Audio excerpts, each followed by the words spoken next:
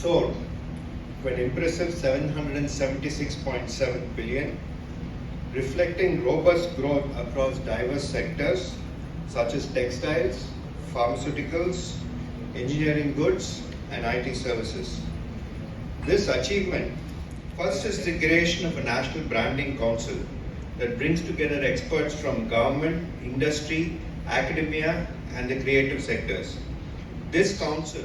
So from raw materials, you can move on to semi-processed goods.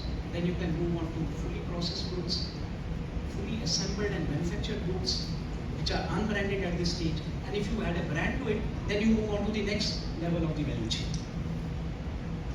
To my knowledge, we are the first company ever to start go into the manufacturing of biotech solutions, and we were taking a head on with giants from US geography and other companies and all.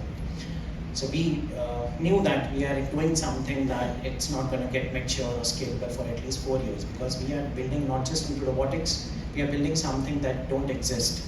We are adding new chapters into physics and quantum physics, and that's what Blue Ocean. Brand building is not alone in terms of just imaging and selling Amul butter. It's a question of doing an introspection of what you are. Do you have a market research on your product and how much depth we are going into?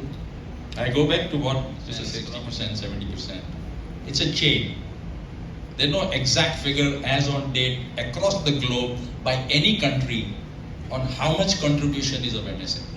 Exports to 2 trillion or the GDP going multifold.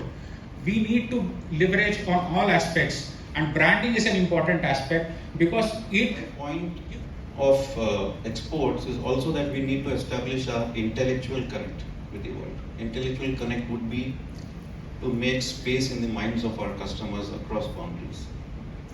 So it is both that will go together to help us get to 40% of GDP or 2 trillion of exports, etc.